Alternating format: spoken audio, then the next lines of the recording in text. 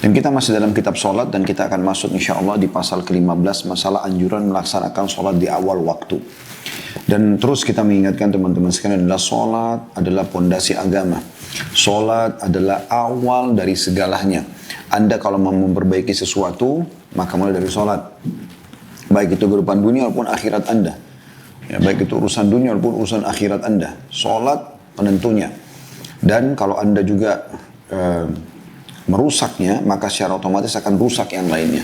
Dan Nabi SAW sudah mengingatkan masalah itu dalam hadis yang pernah kita bahas. Bagaimana sholat adalah awal amal yang dihisab hari kiamat. Kalau dia telah baik, maka beruntunglah dia. Dan kalau dia rusak, maka rusaklah dia. Atau rugilah dia. Jadi dalam hadis lain, dia akan membantu yang lainnya. Dan kalau dia baik dan kalau dia buruk, maka akan mengganggu yang lainnya. Oleh karena itu sholat adalah asas segalanya. Anda mau mulai kehidupan Anda supaya lebih baik, mulai dengan menjaga sholat awal waktunya, wudunya, ya, gerakannya, bacaannya, konsentrasi, semua itu Anda jaga. Dan mulai dari sholat wajib aja dulu. Subuh, duhur, asar, maghrib, isya. Lalu kemudian setelah itu Anda coba masuk ke sholat-sholat sunnah. Jadi lebih menikmati sholat itu. Makanya Nabi SAW mengatakan, Innama ju'ila qurratu aini fis sholat. Allah telah menjadikan ketentraman hatiku, mataku, ya, kesejukan mataku, itu di sholat. Maksudnya ketentraman hidup. Ya, Nabi SAW kalau ada apa-apa, beliau langsung mengerjakan sholat. Ya, sehingga beliau mendapatkan jalan keluar dari Allah subhanahu wa ta'ala. Nah, salah satu yang sangat ditekankan adalah menjaga sholat di awal waktu. Ya. Awal waktunya adalah begitu azan, Anda sudah ikut sholat. Ya. Makanya salah satu ulama salaf dulu pernah berkata, pada saat mewasiatkan kepada murid-muridnya, aku sarankan, aku nasihatkan kepada kalian, janganlah pernah ada perintah Allah yang kalian tidak hadir di situ. Ya, kayak azan, sholat udah langsung ada, hadir di awal-awal waktunya. Dan saya juga sarankan atau nasihatkan kepada kalian, jangan pernah kalian ada di tempat yang dan waktu di mana Allah larang kalian di situ. Kesempatan-kesempatan bermaksiat Anda hindari semuanya. Nah, itu yang dimaksud. Baik, kita akan masuk teman-teman sekalian pasal ke-15 insya Allah. Setelah tentu kita sudah menyelesaikan 14 hadis, ya. Lebih dari 14 hadis tapi 14 urutan nomor ya. Di pasal sebelumnya, tepatnya pasal anjuran sholat secara mutlak dan keutamaan ruku, sujud dan juga khusyuk. Bagaimana keutamanya sangat besar sekali kalau orang itu konsentrasi dan memberikan hak sholat itu. Dan hadis terakhir yang kita bahas adalah hadis 14D ya. Di urutan 14 ada 4 hadis A, B, C, D. Saya langsung baca hadis terakhirnya, yaitu sabda Nabi SAW, khamsu salawatin iftaradahunna Allah Ta'ala man ahsana wudu'ahunna wa sallahunna liwaqtihinna wa atamma ruku'ahunna wa sujudahunna wa khusyu'ahunna kana lahu 'ala Allahi ahdun an yaghfira lahu. Salat 5 waktu yang difardukan oleh Allah Ta'ala. Barang siapa yang berwuduk dengan baik untuknya, dimulai dari wuduk, melaksanakannya pada waktunya, awal waktu, menyempurnakan rukuknya, yang tidak tergesa-gesa, Allahu Akbar, rukuk dulu tenang, kemudian baru i'tidal, sujudnya dan khusyuknya, konsentrasinya, maka dia mendapatkan janji dari Allah untuk diampuni. Untuk diampuni. Ya, dan ini hadis sangat mulia ya. Kita akan masuk insya Allah hadis pada kesempatan ini, semoga Allah berkahi, 397. Urutan pertama dalam pasal anjuran melaksanakan sholat di awal waktu, yang berbunyi dari Abdullah bin Mas'ud radhiyallahu anhu, dia berkata, Sa'altu Rasulullah sallallahu alaihi wasallam ayyul a'mali ahabbu ila Allah? Qala as-salatu ala waqtiha. Qultu thumma ay? Qala birrul walidain. Qultu thumma ay? Qala al-jihadu fi sabilillah. Qala haddathani bihinna Rasulullah sallallahu alaihi wasallam walau istazadtuhu lazadani. Aku bertanya kepada Rasulullah sallallahu alaihi wasallam, amal apa yang paling dicintai oleh Allah? Ini pertanyaan sangat jeli dari seorang sahabat ini. Langsung tanya, yang paling Allah cintai amalan apa? Maka beliau sallallahu alaihi wasallam menjawab, salat pada waktunya. Aku bertanya, kemudian apa? Beliau menjawab sallallahu alaihi wasallam, berbakti kepada kedua orang tua. Aku bertanya lagi, kemudian apa? Beliau menjawab, jihad di jalan Allah. Perawi berkata, semua itu disampaikan kepadaku oleh Rasulullah SAW. Dan seandainya aku meminta tambahan, niscaya beliau akan menambah untukku. Diriwayatkan oleh Bukhari, Muslim, Tirmidzi dan juga An-Nasa'i. Hadis ini teman-teman sekalian, hadis yang sangat mulia, menyebutkan tentang keutamaan sholat dan tepatnya di awal waktu. Begitu azan, berhenti semua aktivitas. Langsung Anda jawab kalimat hayya 'alas shalah, ayo sholat, hayya 'alal falah, ayo menuju kepada kemenangan. Apapun maslahat dan keperluan Anda tutup. Berhentikan semua. Anda langsung jawab, itu kemuliaan yang luar biasa. Itu amal yang paling Allah cintai. Karena pada hakikatnya, muadzin ini hanya menjalankan perintah Allah. Dari mana kita mengetahui lafaz azan? Dari syariat Allah subhanahu wa ta'ala. Allah lah yang sedang memanggil kita semua. Cuma memang Allah membuat ya, dalam syariatnya, ucapan-ucapan kalimat panggil tersebut dikumandangkan oleh para muadzin. Dan semua sama. Mau orang bule di wilayah Eropa dan Amerika sana atau Australia, mau orang Arab di Jazirah Arab, mau orang Melayu di Asia Tenggara, mau orang hitam di Afrika, sama. Hayya 'alas shalah, ayo salat. Hayya 'alal falah, ayo menuju kepada kemenangan. Menang. Kemenangan dunia dan kemenangan akhirat. Maka kita ambil pelajaran di sini teman-teman sekalian. Yang pertama adalah kejelian Abdullah bin Mas'ud radhiyallahu anhu, sahabat Nabi yang mulia ini, keutamaan beliau. Sahabat Nabi yang mulia ini radhiyallahu anhu adalah orang yang sangat jeli dengan pertanyaan beliau. Bagaimana beliau mengatakan, aku bertanya kepada Rasulullah SAW, amal apa yang paling Allah cintai? Ya, tidak bisa kita samakan ini sama makhluk, tapi saya mau mendekatkan penjelasan. Misal, Anda kerja di satu kantor, Anda mengatakan, kira-kira atasan kita ini paling suka apa sih? Lalu kemudian Anda berusaha melakukan dari perbuatan, dari apalah ya, interaksi, mungkin bahkan makanan kesukaannya segala macam, Anda coba untuk memberikan yang terbaik. Supaya Anda punya kedudukan di sisinya. Nah, ini tidak bisa disamakan dengan Allah SWT, mustahil makhluk, tapi saya mendekatkan makna. Artinya, apa kira-kira yang paling membuat Allah bisa mencintai aku karena aku mencari apa yang paling dia cintai? Ini makna dalam sekali bagaimana sahabat ini bertanya. Dan ini kejelian, kecerdasan beliau radhiyallahu anhu. Dan luar biasa karena keikhlasan beliau sampai hadis ini kepada kita. Bayangkan 1400 tahun lebih. Dan mungkin hadis ini disusun oleh Al-Mundhiri juga sekian ratus tahun yang lalu. Dan akan terus terjaga sampai menjelang hari kiamat. Berapa pahala Abdullah bin Mas'ud radhiyallahu anhu? Karena kejelian bertanya tentang kebaikan. Ya. Dari sini juga masih di poin pertama, manfaatnya kejelian Abdullah bin Mas'ud. Dan bagaimana seseorang itu penting untuk bertanya dalam sebuah majelis kalau memang dibutuhkan. Bukan untuk mengetes, bukan untuk menguji pemateri. Tapi memang dia butuh untuk mengetahui amal apa kira-kira yang paling baik.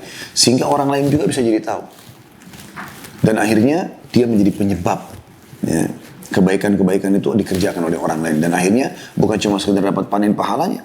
Pahala dari amal yang dia akan kerjakan. Kayak Abdullah bin Mas'ud radhiyallahu anhu, beliau dapat pahala karena coba menerapkan ini dalam kehidupannya awal waktu sholat, gitu ya. Juga orang-orang yang mengikutinya seperti sekarang kita dengarkan. Mungkin saya dan teman-teman sekalian yang mendengarkan ceramah ini, kita akan termotivasi nanti menjaga sholat di awal waktu. Dan Abdullah bin Mas'ud panen pahalanya. Kan gitu. Kemudian pelajaran yang kedua adalah jawaban Nabi SAW. Qala sallallahu alaihi wasallam, as-salatu ala waktiha. Sholat di awal waktu. Ya. Jadi begitu azan sholat. Dan tentu setiap kali teman-teman sekalian Anda mengundur sholat itu, maka pada saat itu beda pahala yang Anda dapatkan dengan orang yang mengerjakan di awal waktu. Misalnya begitu azan Anda sudah di masjid, atau Anda sudah di sejadah kalau Anda perempuan misalnya karena tidak ke masjid. Anda sudah siap untuk takbiratul ihram di awal waktu, malaikat sudah mulai mencatat dengan orang yang sholat setengah jam kemudian, 1 jam kemudian, 2 jam kemudian. Apalagi kalau sudah menjelang masuk waktu sholat yang akan datang. Maka itu beda pahalanya dengan awal. Jangankan begitu teman-teman sekalian. Kalau kita sholat di awal waktu pun, begitu imam Allahu Akbar, takbiratul ihram pertama. Lalu kita juga Allahu Akbar ikut pertama. Ini punya keutamaan tersendiri. Beda pahalanya dengan orang yang datang setelah Al-Fatihah selesai. Beda pahalanya dengan orang yang datang pada satu ruku. Beda pahalanya orang yang masbuk 1 rakaat. Beda pahalanya dengan orang yang masbuk 2 rakaat. Beda pahalanya orang yang datang tidak dapat rakaat sama sekali, cuma di tahiyat akhir misalnya. Beda pahalanya dengan orang jamaah kedua, jamaah ketiga dan seterusnya. Makin Anda undur waktunya maka makin ya kecil keutamaannya, walaupun keutamaannya sangat besar sholat itu sendiri, dan Anda boleh kerjakan selama waktunya belum keluar gitu kan. Maka makin awal maka makin besar pahalanya. Dan kita sudah tahu hadis Nabi SAW, siapa yang tidak kehilangan 40 hari takbiratul ihram pertama imam, begitu imam Allahu Akbar, dia sudah ada di situ 40 hari, maka dia akan selamat dari, diberikan oleh Allah SWT 2 keselamatan. Selamat dari sifat kemunafikan dan selamat dari api neraka. Karena keutamanya sangat besar masalah sholat itu di awal waktu. Oleh karena itu teman-teman sekalian, coba terapkan dan mulai perbaikan apapun dari sholat. Dari waktu sholat saja. Mulai sekarang Anda berazam, niat insya Allah. Dan berapa kali kami alami itu, setiap kali mau tidur malam, niat mau bangun, maka terbangun subhanallah. Saya berulang kali niat mau bangun jam 3, terbangun subhanallah. Saya lihat jam 3, saya cuma bisa mengucapkan subhanallah. Niat mau bangun subuh, maka azan subuh. Saya pernah begitu, selesai sholat malam, ada transisi waktu, saya lihat masih ada waktu gitu. Maka saya coba istirahat sejenak, lalu saya niat, insya Allah mudah-mudahan menjelang azan subuh saya bangun. Subhanallah, azan subuh saya bangun dan teman dengar, kuasa Allah SWT. Innamal a'malu binniyat. Semua amal sesuai dengan niatnya. Kita sudah niat begitu, Allah SWT akan berikan. Maka jangan sia-siakan teman-teman. Ini amal yang paling Allah cintai. Ya. Kemudian keutamaan yang ketiga atau manfaat yang ketiga kita bisa ambil dari hadis adalah sahabat ini bertanya lagi, dan ini termasuk kejadian Abdullah bin Mas'ud ya. Di keutamaan pertama tadi yang kita ucapkan, bagaimana beliau setelah tanya amal apa yang paling Allah cintai, Nabi SAW bilang sholat pada awal waktu. Bisa saja orang stop kan, dia masih tanya thumma ai, apa lagi setelah itu, tanya lagi apa lagi setelah itu ya Rasulullah. Dan ini kejelian, kayak orang yang haus dengan ilmu gitu kan. Maka Nabi SAW menyebutkan, jadi seakan-akan ini urutannya. Maka Nabi SAW mengatakan, birrul walidain. Bakti dengan kedua orang tua. Ya. Ini keutamaan luar biasa juga, besar. Artinya, kalau tiba waktu sholat, yang wajib ya, dan bersamaan dengan orang tuamu juga, minta tolong, maka dahulukan sholat. Yang wajib, beda kalau sholat sunnah. Kalau sunnah Anda bisa tunda, bahkan Anda bisa tidak mengerjakan demi untuk orang tua. Tapi di sini urutannya adalah sholat 5 waktu. Kemudian baru bakti dengan orang tua. Jadi ini punya keutamaan sendiri, dikatakan bahas insya Allah di babnya sendiri. Bab bakti dengan orang tua, mungkin kemungkinan dijilid-jilid setelahnya insya Allah ya. Tapi kita cuma mengingatkan bagaimana memang Allah SWT wasiatkan ya.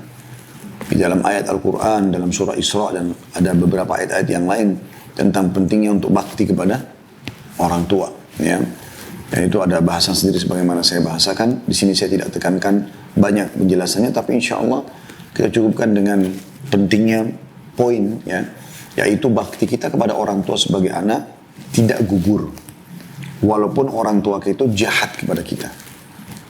Mereka kafir misalnya, atau mereka membuang kita dari kecil, ya, sehingga kita tidak terurus. Nggak ada urusannya sama sekali. Itu nggak menggugurkan bakti kita sama mereka. Karena mereka berdosa dengan membekalikan si anak atau kita, misalnya sebagai anak.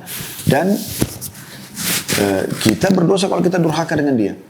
Dia berdosa dengan itu, kita tetap balas dengan bakti. Karena sering kali pertanyaan di pengajian, Ustaz, orang tua saya, ibu saya atau ayah saya membuang saya dari kecil. Mereka cerai, lalu kemudian saya dititip sama orang. Pokoknya saya dibesarkan sama orang lain.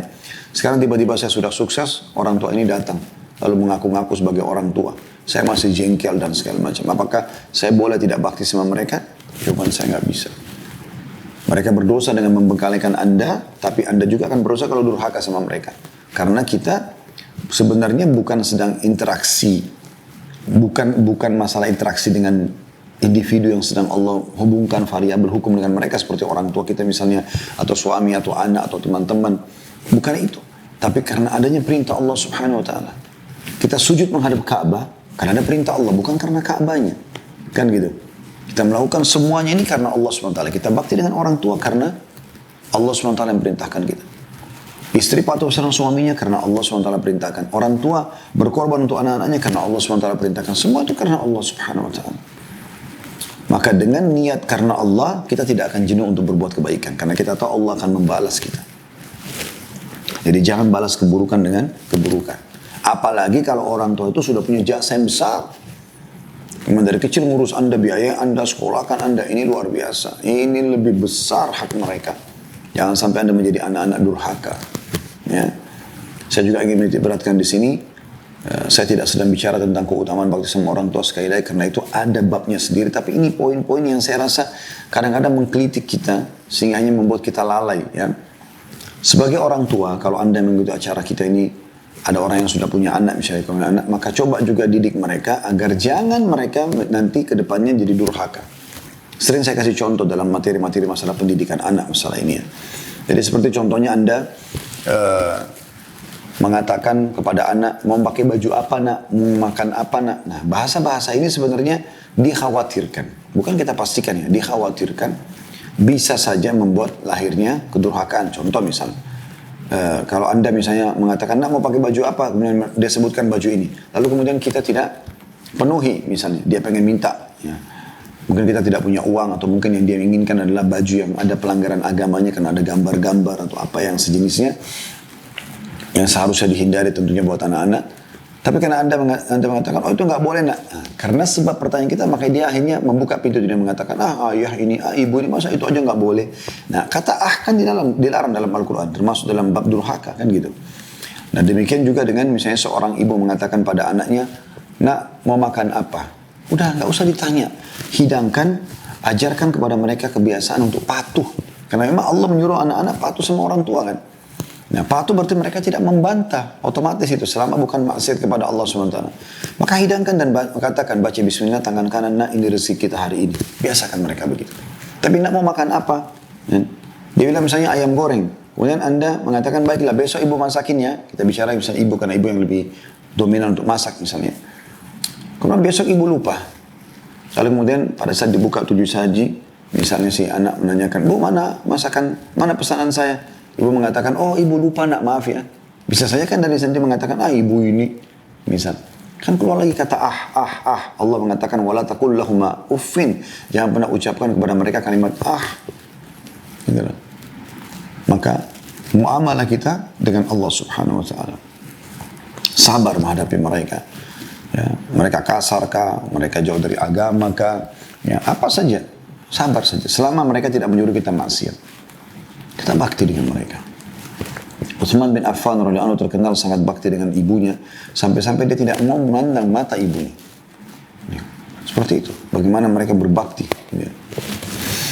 Baik, kemudian pesan yang keempat yang kita bisa menjadi hadits adalah Abdullah bin Mas'ud bertanya lagi, "Tsumma ai? Apalagi setelah bakti sama orang tua?"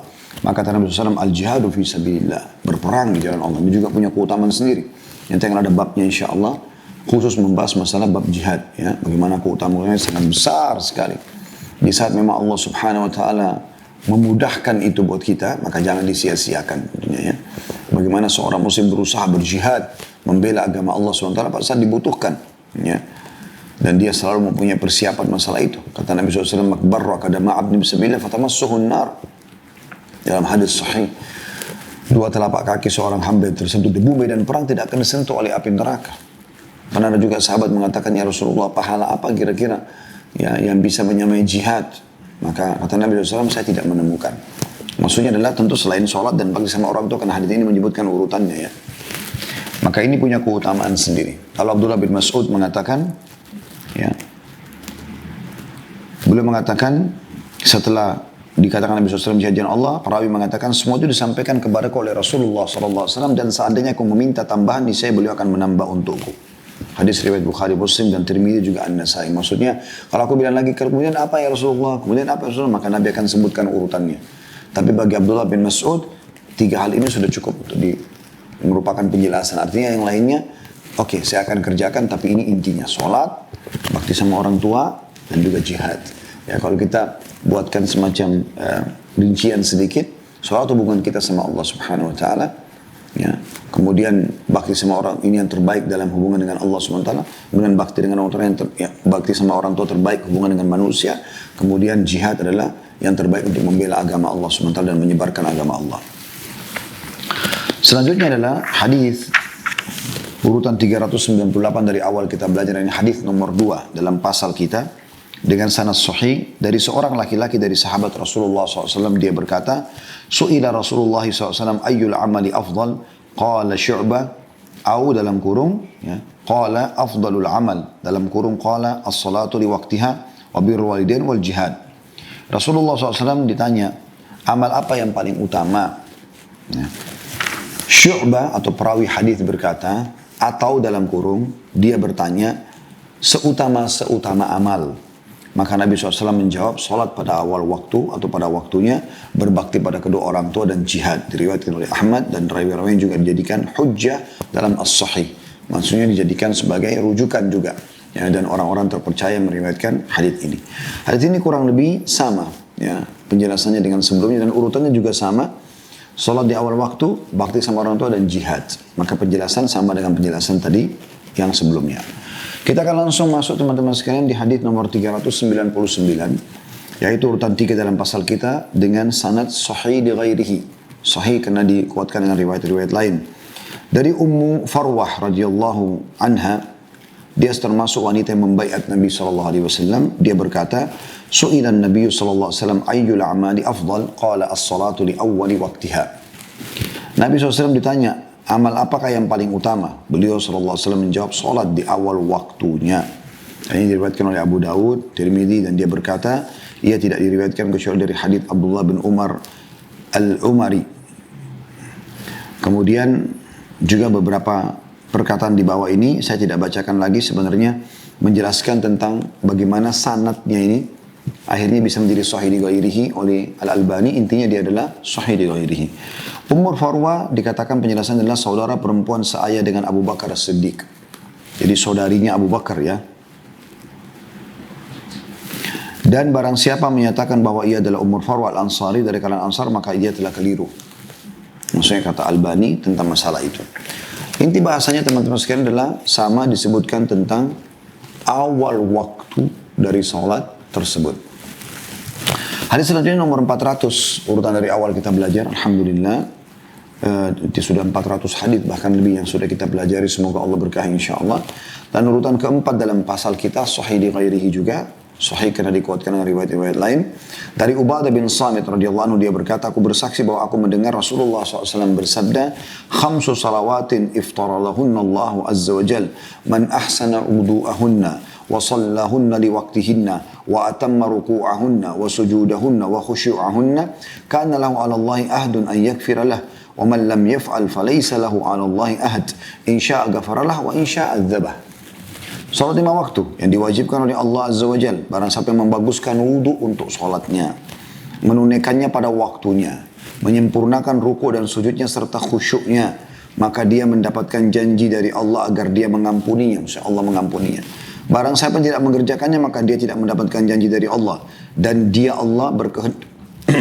Jika dia Allah berkehendak, maka dia Allah akan mengampuninya. Dan jika dia berkehendak, maka dia mengadabnya. Diriwayatkan Malik, Abu Dawud, An-Nasai, Ibn Hibban dalam sahihnya. Teman-teman sekalian, hadis ini pernah dibahas sebenarnya di bab ke-13 ya, atau di pasal ke-13 tepatnya. Namun kita coba menggali kembali mutiaranya insyaAllah. Yang pertama adalah Nabi SAW menyebutkan tentang bagaimana kita harus menjaga sholat itu. Ada beberapa poin yang beliau tekankan di sini. Ada kurang lebih 5 poin ya. Beliau mengatakan khamsu salawatin iftaradahunna Allahu azza wa jal. Man ahsana wudu'ahunna. Nah, 5 waktu sholat yang Allah wajibkan atas hamba-hamba. Maka barang siapa yang memperindah wudunya, menyempurnakan, membaguskan wudunya. Ini yang pertama. Wa sallahunna liwaqtihinna, salat di awal waktunya. Wa atamma ruku'ahunna, menyempurnakan rukuknya. Wa sujudahunna, dan sujudnya. Wa khusyu'ahunna, dan khusyuknya. Jadi 5 hal yang ditekankan dalam masalah salat ini. Ya. Oke, kita mulai dengan masalah wudu. Wudu sudah kita jelaskan, ada pasal khusus masalah wudu. Kita sudah bahas itu ya. Bahkan kitab khusus masalah wudu. Maksudnya kitab ini bahasan khusus ya. Karena ada istilah digunakan oleh para ulama, bab dan pasal. Bab induknya, pasal cabangnya. Ada juga yang mengatakan bahwasanya kitab, misalnya kitab itu seperti bab juga. Ya. Di bawahnya ada bab-bab, yang lain itu pasal-pasal, seperti itu. Makanya kalau teman-teman pegang bukunya ini ada ditulis kitab sholat. Berarti bab tentang sholat yang sedang dibahas. Nah di sini teman-teman sekalian, di wudu ini sudah kita bahas. Ya.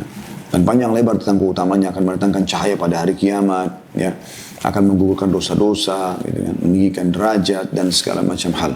Dan sudah kita panjang lebar jelaskan sendiri mungkin sekian banyak hadis ya. Saya tidak teringat sekarang jumlahnya yang sudah kita bahas masalah wudhu. Intinya teman-teman selalu jaga wudhu dan memperbagus, di sini dijelaskan gitu, membaguskan, menyempurnakan setiap gerakannya.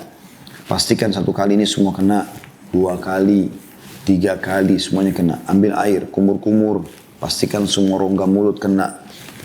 Dihirup istinsyak ke hidung dengan kuat lalu dikeluarkan, dan namanya istinthar dari hidung.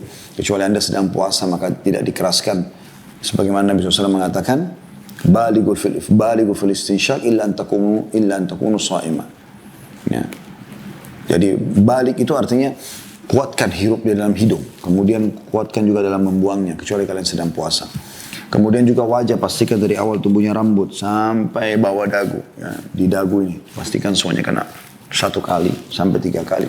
Kemudian juga tahap telapak tangan sampai siku, pastikan siku. Sering saya ingatkan masalah ini, hati-hati yang di bawah sini. Sering kali tidak kena air, ya, orang buru-buru ditarik, dan juga lipatan di sini, ya, yang biasanya tidak kena air, dipastikan semuanya. Ya. Karena sah wudhu Anda, sah sholat Anda. Ya, kan? Karena pengaruh dalam masalah itu. Wudhunya salah atau tidak wudhu, tidak akan diterima sholatnya. Ya. Kemudian juga kiri seperti itu. Kemudian kepala dipastikan di awal tumbuhnya rambut, ditarik sampai ke tengkuk kita, ke batang leher. Dan ditarik lagi ke depan. Kemudian baru jari telunjuk masuk ke kuping, dan ini jari ibu jari mutar di belakang. Kemudian telapak kaki sampai mata kaki kanan dipastikan itu minimal. Usahakan lebih, kemudian juga sebelah kiri. Nikmati wudhu itu dan usahakan ada selalu dalam keadaan wudhu. Ya. Ini dinukil dari beberapa kisah. Kemarin sempat saya membimbing tur muslim ke Turki. Pada saat saya mendengarkan kisah atau coba mengorek kisah-kisah sebagian sultan yang ada di Utsmaniyah, ada salah satunya itu yang kelebihannya selalu menjaga wudhu. Selalu menjaga wudhu. Dan itu sudah dilakukan oleh para salafus saleh, dan banyak hadis memang masalah itu. Ya, jadi dia selalu dalam keadaan wudhu pada saat mau tidur, begitu bangun tidur langsung segera wudhu lagi, batal wudhu lagi, seterusnya begitu. Ya, itu keutamaan yang luar biasa gitu. Ya, bagus sekali. Sehingga selalu dalam keadaan suci. Ya. Saya berharap teman-teman bisa kembali ke bab wudhu kita khususnya. Kemudian yang kedua wasiatnya adalah wasallahunna liwaktihinna, ini saksi bahasan kita, dan sholat di awal waktu. Ingat selalu azan berhenti semua aktivitas. Azan berhenti semua aktivitas. Ya. Jangan ada darurat, lagi banjir, lagi apa ya segala macam itu. Orang lagi operasi, nggak mungkin tinggalkan pasien bisa meninggal. Misal contoh itu berbeda. Ya. Kemudian yang ketiga adalah ruku'ahunna, ruku'.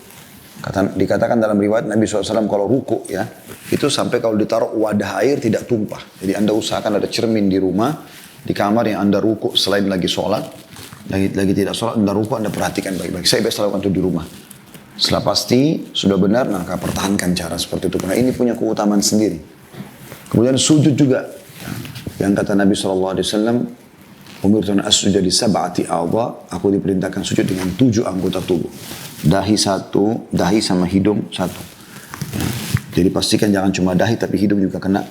Kemudian kedua telapak tangan berarti 1, 2, 3. Kedua lutut berarti 4 sama 5. Kedua telapak kaki 6 dan 7. Kemudian juga telapak kaki dipastikan jari-jarinya semua kelipat dan dipertemukan antara kedua telapak kaki, jangan dibuka ya. Ini sudah ada insya Allah di YouTube, praktek sholat sudah kami praktekkan, insya Allah teman-teman bisa kembali lagi. Kemudian wasiat yang kelimanya, maksudnya di dalam keutamaan yang pertama, kita masih bahas keutamaan pertama dari hadis ya, yaitu kiat untuk khusyuk.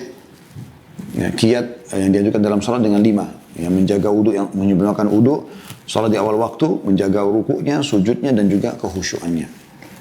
Nah khusyuk ini teman-teman kiat-kiatnya adalah memahami apa yang menghadirkan hati, mengetahui keutamaan ibadah yang sedang kita kerjakan. Kemudian juga kita menyadari bahwasanya setiap gerakan dan bacaan itu akan ada pahalanya, sehingga kita tidak memberikan celah syaitan, tanda kutip mencuri pahala itu dengan membuat kita mengkhayal misalnya.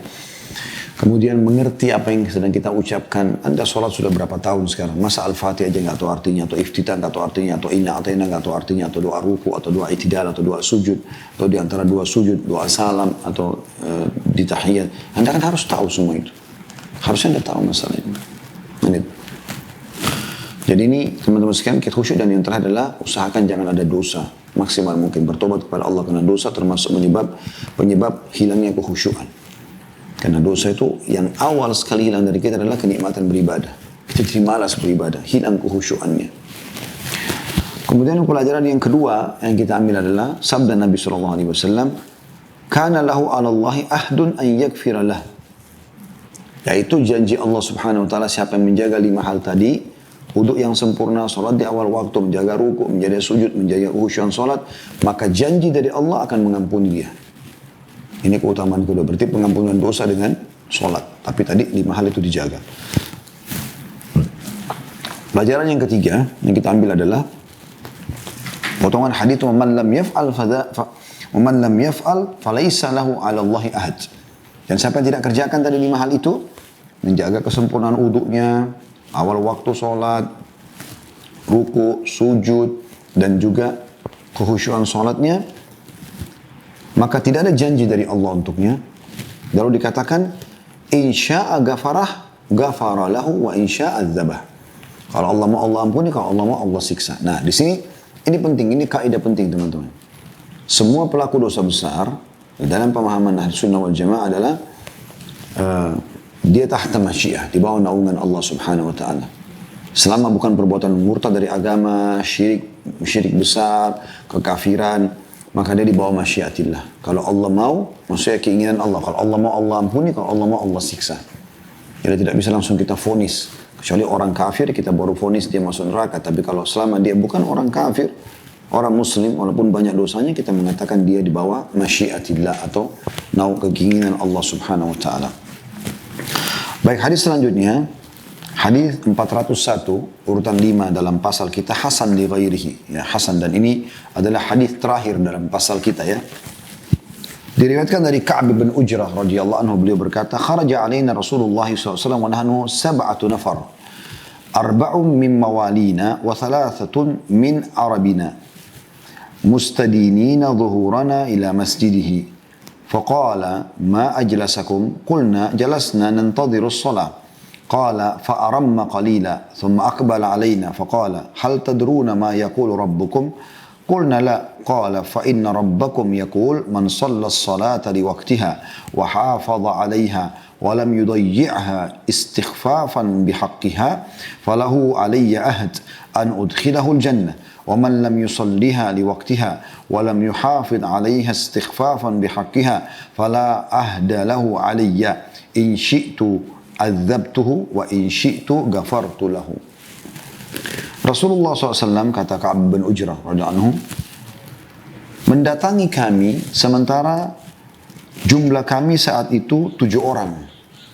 4 orang kami adalah hamba sahaya kami dan 3 orang lagi dari orang-orang merdeka. Sambil kami menyandarkan punggung kami ke masjid beliau sallallahu alaihi wasallam. Lalu beliau sallallahu alaihi wasallam bertanya, "Apa yang membuat kalian duduk?" Kami menjawab, "Kami duduk-duduk menunggu sholat." Perawi berkata, maka Nabi diam sejenak, kemudian menghadap kepada kami dan bersabda, "Tahukah kalian apa yang difirmankan oleh Rabb kalian?" Kami menjawab, "Tidak." Beliau sallallahu alaihi wasallam menjawab, "Sesungguhnya Rabb kalian berfirman, barang siapa yang mendirikan sholat pada waktunya, menjaganya, tidak menyia-nyiakannya karena meremehkan haknya, maka dia mendapat janji dariku," kata Allah, "untuk aku," hanya besar kata ganti Allah, "masukkan dia ke dalam surga. Dan barang siapa tidak mendirikannya pada waktunya, tidak menjaganya dan menyia-nyiakannya karena meremehkan haknya, maka dia tidak mendapatkan janji dariku. Jika aku berkehendak maka aku mengazabnya, dan jika aku berkehendak aku akan mengampuninya." Diriwayatkan oleh Tabarani dalam Mu'jamul Kabir dan Mu'jamul Awsat, juga Ahmad meriwayatkan dengan senada. Ya. Baik teman-teman sekalian, kita tutup insyaAllah bahasan kita dengan hadis ini. Yang kita bisa ambil mutiaranya adalah keutamaan Ka'b bin Ujrah radhiyallahu anhu, sahabat Nabi yang mulia. Sekali lagi saya ulangi, dan ini sering saya bahasakan, ada beberapa sahabat teman-teman yang jeli sekali.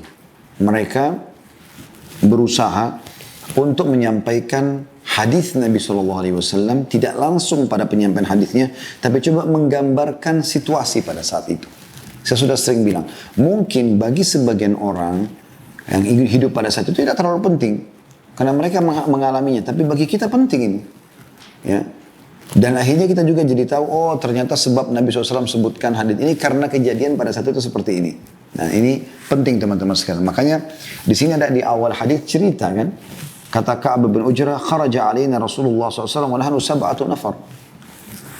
Satu hari pernah Nabi SAW keluar menemui kami. Dan kebetulan para sahabat sedang berada di masjid.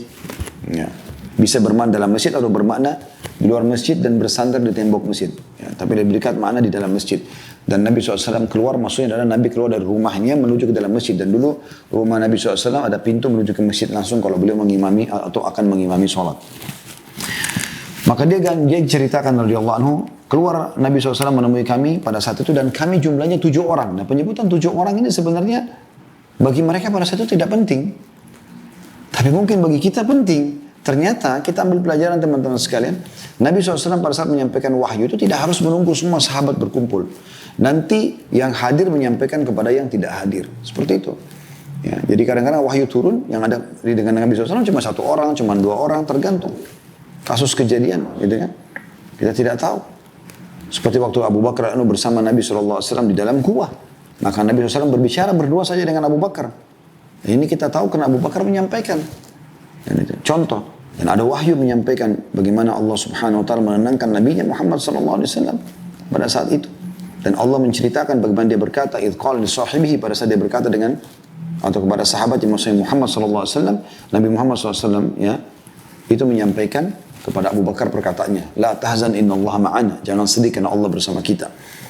Nah ini Nabi SAW cuma bersabda kepada Abu Bakar, gitu kan?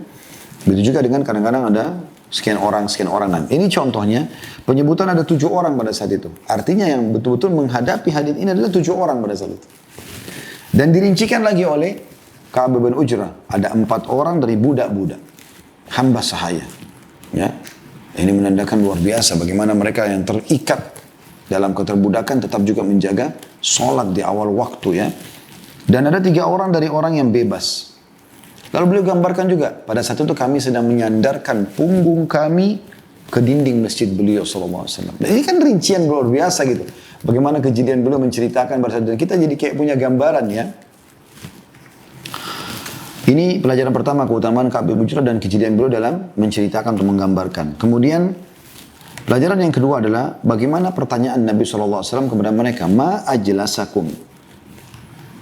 Ini pertanyaan penting ya. Apa yang membuat kalian kumpul? Dan ini bisa dikatakan bahwasanya boleh seseorang menanyakan orang yang sedang kumpul misalnya. Apalagi kalau memang orang-orang ini adalah orang-orang yang di bawah naungan dia. Kayak Nabi SAW seorang Nabi. Ini semua umatnya. Seorang pemimpin negara. Ini adalah semua masyarakatnya. Bisa saya ditanya, kenapa kalian kumpul di sini? Nah, ini menandakan juga pada saat itu belum masuk waktu sholat. Karena kalau sudah masuk waktu sholat, Nabi tidak perlu tanya kepada mereka. Jadi mereka rupanya sudah datang jauh sebelum waktu sholat masuk. Maka Nabi SAW tanya, ma ajlasakum. Berarti boleh seseorang pemimpin bertanya kepada masyarakat. Pemimpin perusahaan pada bawahannya. Tanya kenapa kalian kumpul. Atau teman sama temannya, orang tua sama anaknya. Yang pertanyaan penting. Supaya tahu kenapa mereka kumpul. Mungkin dia ditunggu, mungkin ada sesuatu yang mereka butuh bantuan dan segala macam.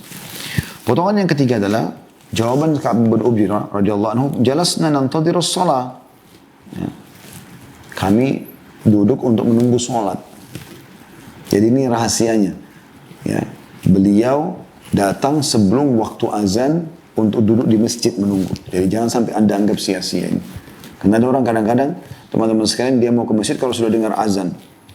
Atau dia baru pas dengar azan baru mau wudu. Akhirnya azan selesai, dia baru juga selesai wudu. Dia ke masjid, akhirnya dia sudah iqamah. Dia kehilangan sholat qabliyah, kehilangan doa yang mustajab antara azan dan iqamah, kehilangan takbiratul ihram pertama imam. Banyak keutamaan yang hilang dari dia.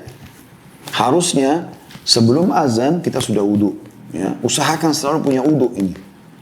Kemudian azan sudah langsung Anda ke masjid. Sehingga Anda bisa mengikuti muadzin, ada keutamaannya ya. Mengucapkan muadzin, kata Nabi SAW, kalau kalian dengarkan muadzin sedang mengumandangkan azan, ucapkanlah seperti yang diucapkan. Kecuali dalam riwayat dalam kalimat hayya 'alas shalah atau hayya 'alal falah, ucapkan la haula wala quwata illa billah. Kemudian juga kita bisa sholat qabliyah, kita bisa berdoa mustajab ya. Antara azan dan iqamah, kata Nabi SAW, doa antara azan dan iqamah tidak ditolak. Kemudian yang keempat adalah takbiratul ihram pertama imam. Kita tidak masbuk. Kita dapat dari awal pahala sholat dicatat berjamaah sudah kita ikut. Nah ini penting sekali. Ya. Kemudian pelajaran yang keempat teman-teman sekalian, Ka'ab bin Ujrah kembali menggambarkan, fa'aramma qalilan thumma aqbala alaina. Maka Nabi SAW pada saat itu, ya, mengatakan Nabi diam sejenak. Kemudian menghadap kepada kami dan bersabda. Jadi pada saat itu, maksudnya adalah sedang turun wahyu kepada beliau SAW. Jadi biasa Nabi SAW kalau sedang ada sesuatu, ya, yang ditanyakan atau ada sesuatu kejadian yang beliau akan jelaskan, biasanya wahyu langsung turun. Dan pada saat turun Nabi SAW terdiam sejenak.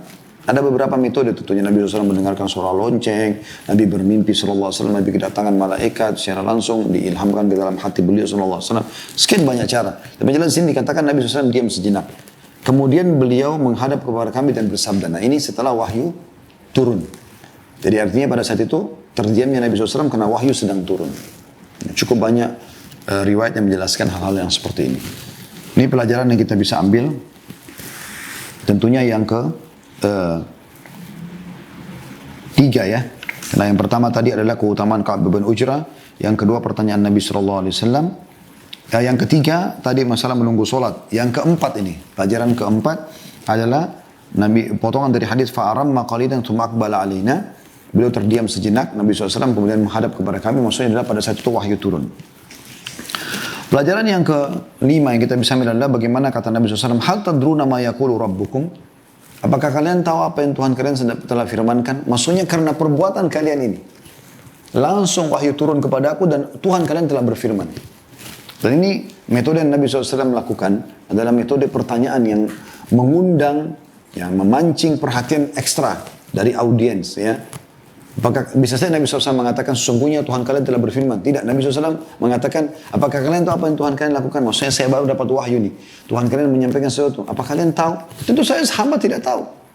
Karena mereka belum mengetahui kan gitu. Tapi ini untuk menarik perhatian mereka. Qulna la, maka mengatakan tidak. Tentu mereka tidak tahu. Karena memang belum disampaikan gitu kan. Tapi yang kita ambil pelajaran adalah dari mutiara yang ke-5 dari hadis, bagaimana Nabi SAW menggunakan pertanyaan melempar ini untuk menarik perhatian ekstra. Pelajaran yang ke-6 ialah penyampaian Nabi SAW tentang firman Allah. Fa inna rabbakum yaqul man shallas salata li waqtiha. Ya, sungguh Tuhan kalian telah berfirman siapa yang salat di awal waktunya wa hafadha 'alaiha dan menjaga selalu itu. Ya.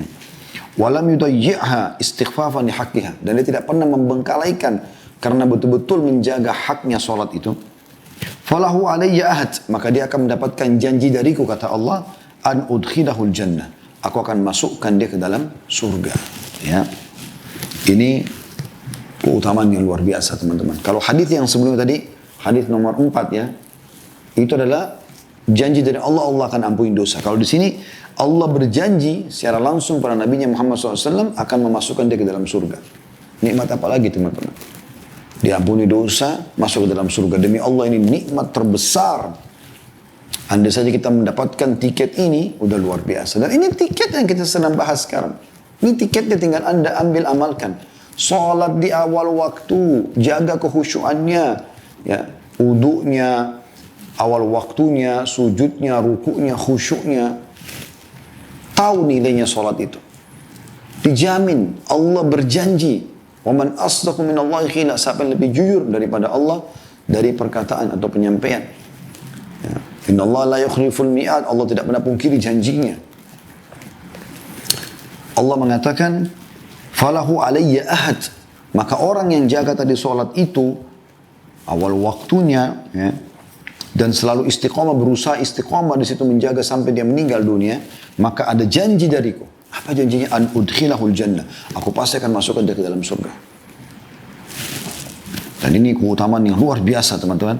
Di mana kita bisa mendapatkan keutamaan ini tinggal kita jaga sholat. Ini keutamaan mutiara yang ke-6 dari hadis. Yang ke-7 teman-teman sekalian adalah sebaliknya kata Nabi SAW. Allah berfirman, "Man lam yusalliha li waqtiha", sampai tidak sholat di waktunya, walam yuhafid alaihi istighfafan bihaqqiha, dan tidak menjaga dengan memberikan haknya sholat itu. Seakan-akan sholat gak masalah gitu. Awal waktu, akhir waktu gak ada masalah. Fala ahdu alayya, tidak ada janji dariku. Kata Allah SWT, in syi'tu azabtu, kalau aku mau aku menghukumnya, wa in syi'tu ghafartulah, kalau aku mau aku akan ampuni dia. Berarti ada ancaman teman-teman sekalian bagi orang yang melalaikan sholat. Ya. Makanya Allah bilang dalam surah Al-Ma'un, "Wawailun lil musallin", kecelakaan bagi orang yang sholat, alladzina an salatihim sahun. Mereka orang yang dalam sholatnya lalai. Sahun sebagian ulama mengatakan sengaja mengundur-mundur sampai keluar di waktu sholat yang akan datang. Duhur dibiarkan sampai akhir waktu, nanti menjelang asar atau asar baru dia mau sholat.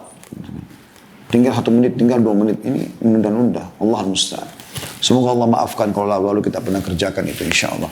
Baik teman-teman sekalian, ini bahasan kita dan kita akan lanjutkan pertemuan akan datang di pasal ke-16, masalah anjuran sholat berjamaah dan keterangan tentang orang yang berangkat menuju sholat jamaah tetapi mendapati orang-orang telah usai sholat. Seperti apa kira-kira keadaannya? Kita akan lanjutkan nanti insya Allah pertemuan akan datang di hadits nomor 402 ya. Itu insya Allah akan kita bahas. Dia sampai hadis nomor 410. Dari 402 sampai 410 insya Allah. Baik, ini insya Allah bahasan kita teman-teman. Saya akan coba buka pertanyaan. Bismillah.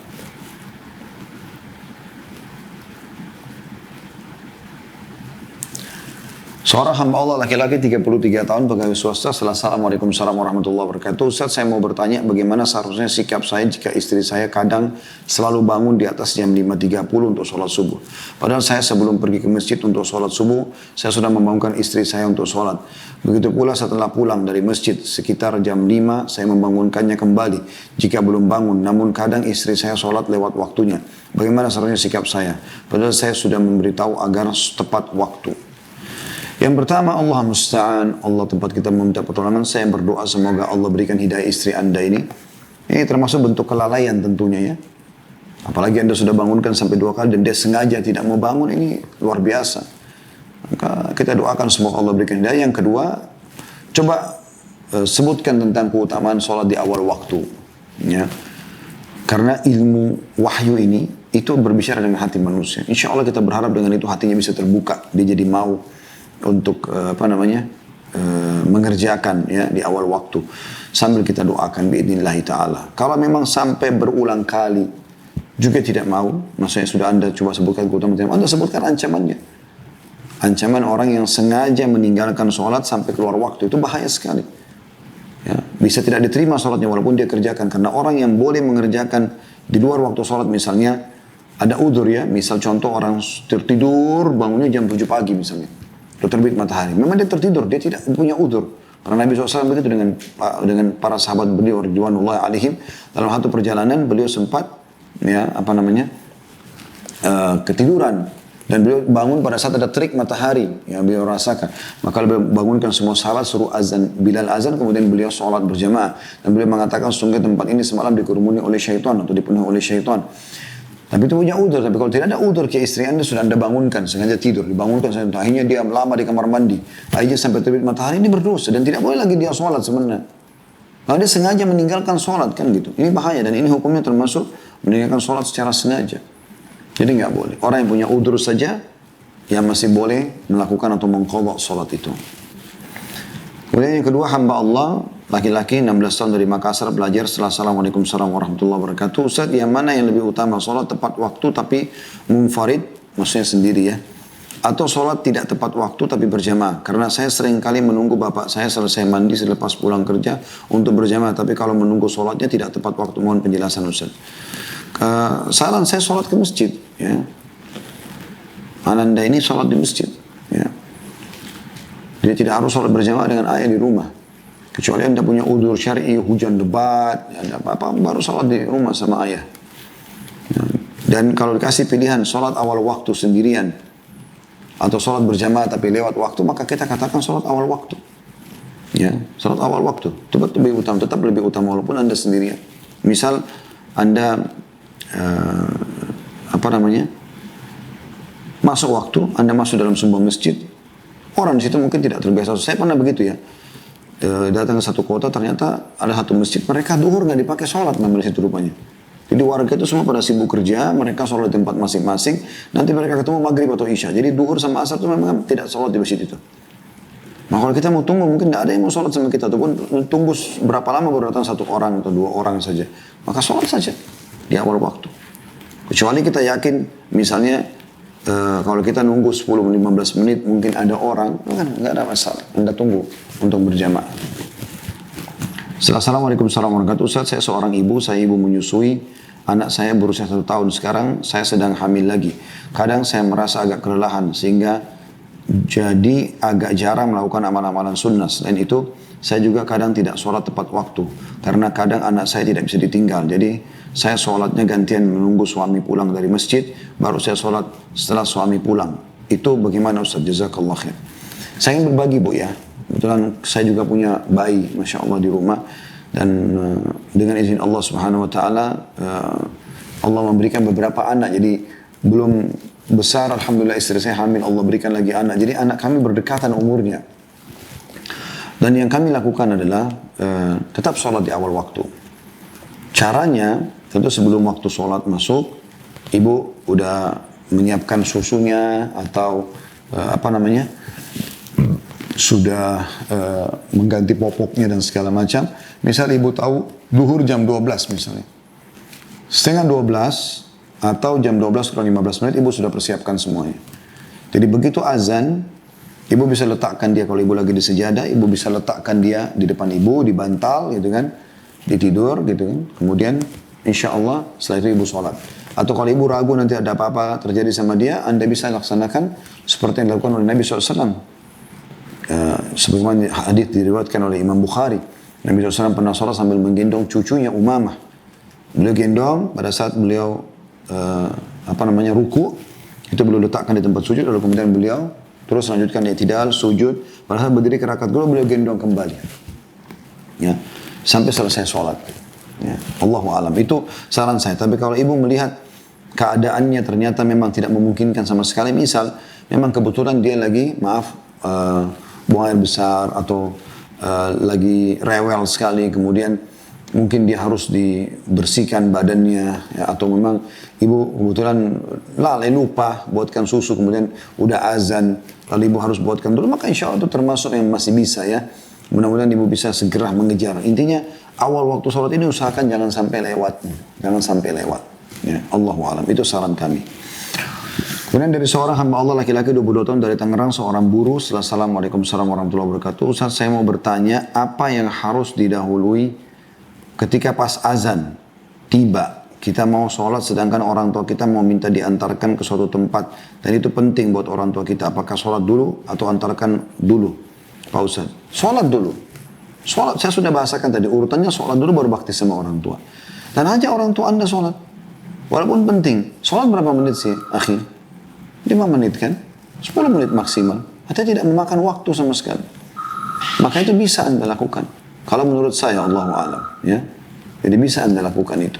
Maksudnya Anda sholat dulu dan ajak orang tua. Kalaupun beliau masih belum mau tunda sholat, Anda sholat sebentar saja. Sebentar Bu ya, ayah sebentar saya sholat. Allahu iqamah sholat.